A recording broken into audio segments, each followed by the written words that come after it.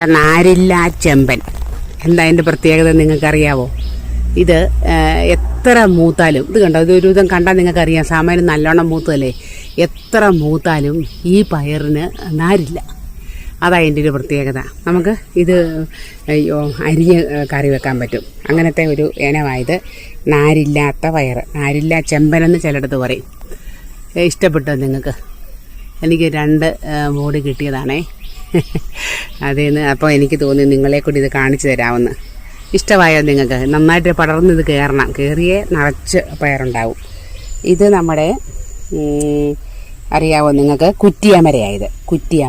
കുറ്റിയമരയുടെ കാതി താഴെ 2-3 ഉണ്ടായി കിടപ്പുണ്ട്, കാണിക്കാം. ഇത് കണ്ടോ, ഇത് കുറ്റിയമര. പിന്നെ ഇതും ഒരു മൂട് ഇതാണേ. പിന്നെ അത് അപ്പുറത്തൊക്കെ കാണുന്നതൊക്കെ എൻ്റെ സാധാ പയറുകളാണ്. പിന്നെ ഒരു സൂത്രം കൂടെ കാണിച്ചു തരാവേ. ഇത് നമ്മുടെ കുറ്റിവാളരി കണ്ടോ. എൻ്റെ കൂട്ടുകാർ തന്നാൽ എനിക്കിതൊക്കെ. എൻ്റെ കുറ്റിവാളരി കണ്ടോ പൂത്ത് നിൽക്കുന്നത്. ഞാൻ ഡ്രമ്മിലാണ് നട്ടേക്കുന്നത് കേട്ടോ. ഡ്രമ്മ് മുറിച്ചിട്ടാണ്. ഇത് ഒരു മൂടുണ്ട്. ഇനിയുണ്ട്, മാറി നിൽക്കടാ.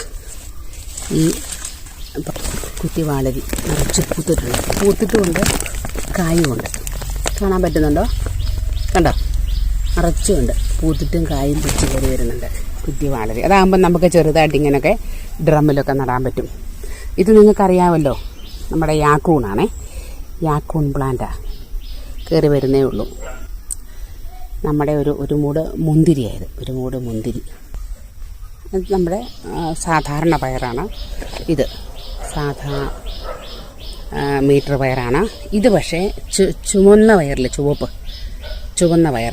ചുമന്ന പയറായത്. ഒന്നും കായ്ക്കാറായില്ല കേട്ടോ. ഇത് വള്ളി കയറിപ്പോകുന്നേ ഉള്ളൂ.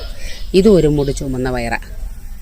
കണ്ടോ, ഇത് ആയില്ല, കയറിപ്പോകുന്നതേ ഉള്ളൂ. ഇതിനിടയ്ക്ക് കോവലുണ്ട്, കണ്ടോ, കയറിപ്പോകും. ഇനിയുമുണ്ട് വേറെ പച്ചക്കറികൾ. അടുത്ത ദിവസം കാണിക്കാവേ.